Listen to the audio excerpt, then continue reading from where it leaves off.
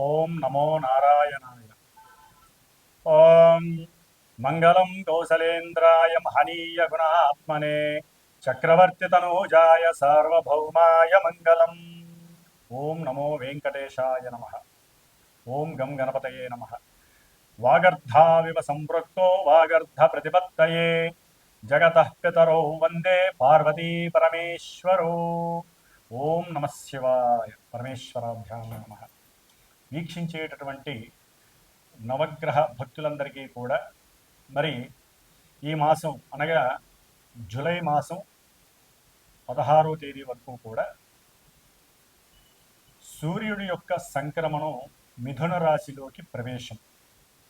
అంటే సూర్యుడు ఇప్పటి వరకు కూడా ధనస్థానమైనటువంటి వృషభ రాశిలో ఉండి ఇప్పుడు ఈ జూన్ నెల 15వ తేదీ నుండి కూడా తన యొక్క మిత్రరాశి అయినటువంటి మిత్రుడు ఆల్రెడీ అక్కడ ఉన్నటువంటి మిథున రాశి వ్యాపార క్షేత్రము, మంచి కమ్యూనికేషన్ క్షేత్రము, అట్లాగే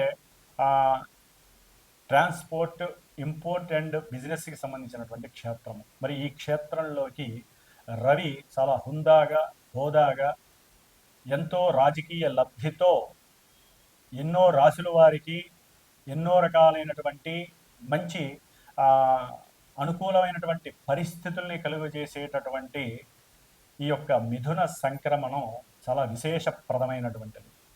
ఈ యొక్క మిథున రాశిలో రవి ఆరుద్ర నక్షత్రంలోకి వచ్చినప్పుడు, అంటే దాదాపుగా జూన్ ఎండింగ్ తర్వాత ఉరుములతో మెరుపులతో కూడినటువంటి ఎన్నో వర్షాలు చక్కగా మానవాళిని తరింపజేస్తూ ఉంటాయి. అంటే ఋతువు కొంచెం మారేటటువంటి పరిస్థితి ఏర్పడుతుంది. ముఖ్యంగా మేషరాశి పర్యంతం కూడా మీనరాశి వరకు ఒక్కొక్క రాశి ఒక్కొక్క పోర్ట్ఫోలియోని కలిగి దాని ఆధిపత్య గ్రహాలు ఎన్నో రకాలైనటువంటి ఫలితాలని, ప్రభావాలని మన మీద కాంతి రూపకంగా వెదజల్లుతూ ఉంటారు. ఇవన్నీ కూడా మనము పూర్వజన్మల్లో చేసుకున్నటువంటి సుకృతాలను బట్టి, దుష్కృతాలను బట్టి ఈ జన్మలో మన జాతకానుసారము, జాతక చక్రంలో ఉన్నటువంటి గ్రహస్థితులు, అవి ఉన్నటువంటి నక్షత్రానుసారంగా ఇప్పుడు ప్రజెంట్ గోచారంలో మనకి జాతకరీత్యా ఉన్నటువంటి చంద్రుణ్ణి అనుసరించి వింశోత్తరి దశారీత్యా ఏ దశలు, అంతర్దశలు, విదశలు నడుస్తున్నాయి, ఆ యొక్క దశానాథులు మరి ఇప్పుడు ప్రజెంట్ లగ్నరీత్యా ఎక్కడున్నారు, అట్లాగే మన యొక్క గోచారంలో చంద్రుడు చాలా విశేషమైనటువంటి ప్రభావాన్ని మన మనసు మీద ప్రభావితం చూపిస్తూ ఉంటాడు. కాబట్టి అంటే జాతకం అనేటటువంటిది లైఫ్ ఈవెంట్స్ని తెలియజేస్తే, గోచారం అనేటటువంటి చంద్రుడు మానసిక స్థితిని తెలియజేస్తూ ఉంటాడు. కాబట్టి ఈ యొక్క మానసిక స్థితి గ్రహాల మీద ఆధారపడి అవి ఉన్నటువంటి నక్షత్రాల ద్వారా ఏ ఏ రాశుల వారికి ఏ ఏ ఫలితాలని ఏ ఏ రకాలుగా కలుగజేస్తారు అనేటటువంటిది మనం మొత్తంగా చెప్పుకోలేకపోయినా కొంచెం క్లుప్తంగా మనకున్నటువంటి వాడుక భాషలో, మనకున్నటువంటి వ్యవహారికంగా జరిగేటటువంటి ఎన్నో మరి ఈ రవిగ్రహం నుంచి కేతుగ్రహం వరకు ఉన్నటువంటి ఆ గ్రహాల యొక్క యుతులు, నక్షత్ర స్థితులు, గతులు, అట్లాగే వాటి యొక్క వీక్షణల ఆధారంగా ఏ ఏ రాశుల వారికి ఏ ఏ భావాలు, ఏ ఏ భావాల్లో ఉన్న గ్రహాలు ఏ విధంగా యాక్టివేట్ చేస్తాయి అనేటటువంటి విషయ పరిజ్ఞానాన్ని తెలుసుకోవడానికి ఈ మిథున సంక్రమణంలో రవి యొక్క ప్రవేశము, రవితో పాటుగా బుధుడు, అట్లాగే గురుడు.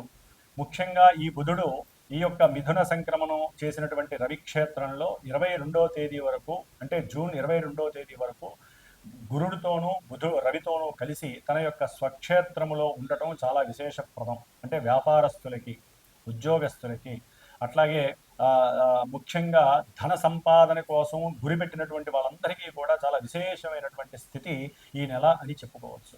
అట్లాగే కుజకేతువుల సింహరాశిలో ఉండటం, అట్లాగే శని మహానుభావుడు మీనరాశిలో ఉన్నాడు, రాహువు కుంభరాశిలో ఉన్నాడు, శుక్రుడు మేషరాశిలో ఉన్నాడు.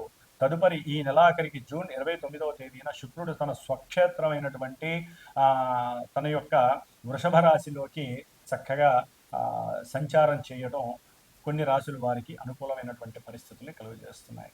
కాబట్టి మేషరాశి నుంచి మీనరాశి వారి వరకు ఏ ఏ నక్షత్రాల వారికి, ఏ ఏ రాశుల వారికి ఈ గ్రహాలు ఏ విధమైనటువంటి పరిస్థితుల్ని కలుగజేస్తాయి, వారు ఏ విధంగా జాగ్రత్తగా ఉండాలి, ఏ రకమైనటువంటి గ్రహాన్ని ఆరాధించాలి, ఆ గ్రహ అధిష్టాన దేవతని ఉపాసించాలి అంటే ప్రార్థన చేయాలి, పూజన చేయాలనే విషయాన్ని తెలుసుకోవాలి. అట్లాగే ఈ యొక్క జ్యోతిష్యాన్ని నమ్మటం అనేటటువంటిది మాత్రమే మన సనాతన ధర్మంలో ముఖ్యమైనటువంటి విషయం. జ్యోతిష్యాన్ని నమ్మాలి, దాని తగ్గ పరిహారాలు చేసుకుంటూ ఈ రోజు ఏ విధంగా అయితే మన శరీర ధర్మానికి భుక్తి ఆహారం అనేటటువంటిది ఎంత ఉపయోగమో, ఆ భుక్తిని సూర్యుడి ద్వారా మిగతా గ్రహాల ద్వారా మనం చక్కగా అనుభవిస్తూ ఉంటాం. కాబట్టి గ్రహస్థితిని నమ్ముకోవాలి, దానికి సంబంధించిన దైవాల్ని ప్రార్థన చేసుకోవాలి. బ్రాహ్మణుల ద్వారా మంత్రోచ్చారణల ద్వారా వారి యొక్క ఆశీర్వచన బలంతో మన యొక్క జీవితాలని చాలా ప్రశాంతంగా నిండుగా అన్ని రకాలైనటువంటి సౌఖ్యాలతో గడపడం అనేటటువంటిది భగవంతుడు మనకి ఈ జన్మలో ఇచ్చినటువంటి భగవద్ భాగ్యంగా మనం భావిస్తూ, మరి ద్వాదశ రాశుల వారికి ఈ యొక్క జూన్ 16వ తేదీ 15వ తేదీ నుండి జూలై 16వ తేదీ వరకు ఏ విధమైనటువంటి ఫలితాలని మనకి కలుగజేస్తున్నారో చక్కగా తెలుసుకుందాం. ఓం గం గణపతయే నమో నమః.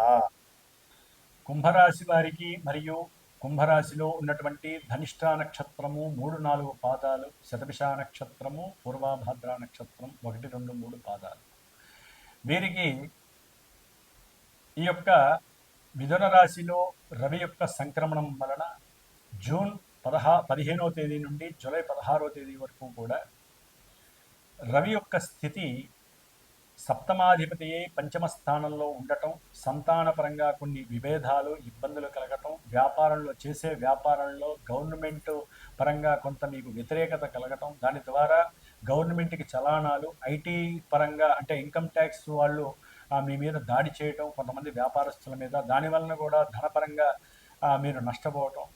మాకు రాజకీయ నాయకులు తెలుసు, పెద్ద పెద్ద వాళ్ళు తెలుసు అనుకుంటారు. ఈ సమయంలో వారు మీకు అనుకూలంగా ఉండరు, పక్కకి తప్పుకుంటారు. కుంభరాశి వారికి చాలా ప్రతికూలమైనటువంటి పరిస్థితి గవర్నమెంట్ సంస్థల నుంచి గవర్నమెంట్ ఉద్యోగులకి ముఖ్యంగా జరుగుతోంది. మీరు సంప్రదించేటటువంటి వారు కొంత అనాగరికంగా ఉంటారు, కొంత వేరే ఆలోచన కలిగి మీతో మాట్లాడతారు. మీరు సరైన ఆలోచన పెడితేనే మీకు గురుడు సహకరిస్తాడు, దాని ద్వారా ధన లాభార్జన కలుగుతుంది. రవి మీకు ప్రతికూలంగా ఉన్నాడు కాబట్టి శ్రీమన్నారాయణ స్తోత్రాన్ని పారాయణ చేసుకోండి. విష్ణు సహస్రనామ పారాయణ ఒకరోజు చక్కగా ఒక 12 మంది బ్రాహ్మణులు పిలిచి మీ ఇంట్లో విష్ణు సహస్రనామం చేస్తే, ముఖ్యంగా వ్యాపారస్తులకు కానివ్వండి, ఎందుకంటే బుధుడు కూడా అనుకూలంగా లేరు, రవి బుధులు కలిసి ఉండటం మీ యొక్క ఆలోచన స్థాయి తగ్గుతుంది, విపరీతమైనటువంటి కోరికలు పెరుగుతాయి. దాని ద్వారా గురుడు మీకు పంచమంలో అనుకూలంగా ఉన్నప్పటికీ, ధనాన్ని లాభాన్ని ఇచ్చినప్పటికీ కూడా మీకు రవి బుధులు అనుకూలంగా లేకపోవడం ద్వారా ఆకస్మికంగా సంతానం కూడా మిమ్మల్ని మోసం చేసే అవకాశం కలుగుతుంది. లేదా సంతానపరమైనటువంటి కొంతమంది స్త్రీలకైతే గనక సంతాన నష్టము కూడా కలుగుతుంది రవి బుధులు కలిసి ఉండటం ద్వారా. కాబట్టి నేను చెప్పినట్టుగా ఈ విధంగా విష్ణు సహస్రనామాన్ని చేయించడం, లేదా మీరైనా సరే ఒక 12 రోజులు 16 రోజులు విష్ణు సహస్రనామాన్ని మీరు చేసుకోవడం ద్వారా శుభం జరుగుతుంది.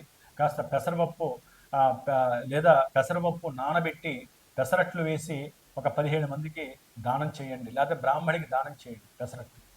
పెసర గారెలు వేసి విష్ణుమూర్తికి నివేదన చేసి బ్రాహ్మడితో పాటుగా కొంతమందికి వృద్ధ బ్రాహ్మణులు కానీ లేకపోతే ఇంకెవరైనా వృద్ధులు ఉంటే వారికి దానం చేయండి. దాని ద్వారా మీరు అనుకున్నటువంటి మానసిక సంకల్ప సిద్ధి కలుగుతుంది. అట్లాగే మీ యొక్క జన్మరాశిలో ఉన్నటువంటి రాహు, సప్తమంలో ఉన్నటువంటి కుజకేతువుల యొక్క ప్రభావం మిమ్మల్ని చాలా చాలా ఇబ్బందులకు గురి చేస్తుంది. వ్యాపారంలో నష్టాలు, భార్యాభర్తల మధ్య విభేదాలు ఒక తారాస్థాయికి వెళ్ళిపోతాయి. ఒక్కోసారి విడిపోయే ప్రమాదం కూడా ఉంటుంది. మీరు మాట్లాడుకుందాం ఉన్నా కూడా అక్కడ అగ్గి మీద గుగ్గిలంలా అవుతుంది. అట్లాగే మీకు సహాయ సహకారాలు బంధువుల నుంచి కూడా ఆగిపోతాయి. వారు మిమ్మల్ని అవమానపరిచేట్టుగా మాట్లాడతారు. మీకు కోపావేశాలు ఎక్కువయ్యే అవకాశం ఉంటుంది. అనుకున్నది జరక్క అవతల వాళ్ళ మీద నిందలు వేసే స్వభావానికి కూడా దిగజారిపోయే అవకాశం ఉంటుంది. మీ వృత్తిలో మీ చేతులారా మీరు వృత్తిని పాడు చేసుకునే అవకాశం కోపంతో, లేకపోతే ఆరోగ్యపరమైనటువంటి గ్యాస్ ట్రబుల్స్ కానీ, లేకపోతే అనారోగ్యపరమైనటువంటి కొన్ని ఇబ్బందులు, మోకాళ్ళ నొప్పులు కావచ్చు, లేకపోతే హాస్పిటల్స్కి వెళ్ళటం, దాని ద్వారా డబ్బులు నష్టపోవటం. ఎందుకంటే ఏలినాటి శని కూడా నడుస్తుంది కుంభరాశి వారికి. ధనపరంగా వస్తుంది అనుకుంటారు కానీ కొంత ఇబ్బందులు కూడా ఎదురవుతాయి. అట్లాగే మీకు శుక్రుడు 3వ స్థానంలో ఉండటం కొంత అనుకూలమైనప్పటికీ, అనుకున్న సాధన వైపు కార్యసాధన మీకు అనుకూలంగా ఉన్నప్పటికీ కూడా కొంత ఈ శుక్రుడు ఈ నెలాఖరు తర్వాత తన యొక్క స్వక్షేత్రమైనటువంటి వృషభ రాశిలోకి రావడం ద్వారా చక్కటి గృహ సౌకర్యము, వాహన సౌకర్యము కలగటానికి అవకాశం లభిస్తుంది. ఉద్యోగంలో కూడా కొన్ని మార్పులు జరిగి మీకు కొంత దూరంగా ఉద్యోగానికి వెళ్ళి వచ్చేటటువంటి పరిస్థితులు కూడా కలుగుతున్నాయి శుక్రుడు యొక్క అనుగ్రహం వల్ల. ఏదేమైనప్పటికీ వీరికి కుజ రాహు కేతు గ్రహాల యొక్క దోష పరిహారార్థము, ఏలినాటి శని దోష పరిహారార్థమై తప్పకుండా హనుమాన్ చాలీసా 14 రోజులు మీరైనా చదవండి, లేదా 14 మంది బ్రాహ్మణులు ఇంటికి పిలిపించి వారి చేత ఒక 2 గంటల సేపు హనుమాన్ చాలీసా 108 సార్లు పారాయణ చేయించి, ముఖ్యంగా గణపతి అథర్వణ ఉపనిషత్ సూక్తాన్ని, దుర్గా సూక్తాన్ని జపంగా చేయించండి. సుబ్రహ్మణ్యేశ్వర స్వామికి సంబంధించిన సర్పసూక్త జప పారాయణలు చేయించండి. ఈ 2 నెలల కారణం మీకు అనారోగ్య నివృత్తి కలగటానికి ఇవే మార్గాలు అని మీరు అనుకోండి. అట్లాగే కుంభరాశి వారికి పంచమంలో ఉన్నటువంటి గురుడు అనుకూలంగానే ఉన్నాడు, సంతానపరంగా అనుకూలాన్ని కలుగజేస్తున్నాడు. ఏదేమైనప్పటికీ ఈ యొక్క నెలలో ఒక 17వ తారీఖు నుంచి 30వ తేదీ వరకు కూడా కాలసర్ప యోగ దోష ప్రభావం మిమ్మల్ని ఒక స్థాయికి ఇబ్బంది పెట్టేటటువంటి పరిస్థితులు కలుగజేస్తుంది. కాబట్టి కొంచెం జాగ్రత్తగా ఉండండి. దేవతారాధనే మీకు సర్వదా రక్ష అని మీరు అనుకోండి. దేవతారాధన ఎప్పటికప్పుడు గణపతి, దుర్గాదేవిని, శ్రీమన్నారాయణమూర్తిని ఆరాధించండి. వీలుంటే సాధ్యమైనంతవరకు 9 గ్రహాలకి కూడా పూజ చేసుకునే అదృష్టాన్ని తీసుకోండి. దాన ధర్మాదులు చేయండి. శుభంగా ఉండటానికి ప్రయత్నం చేయండి. ఓం స్కంద గణపతయే నమో నమః.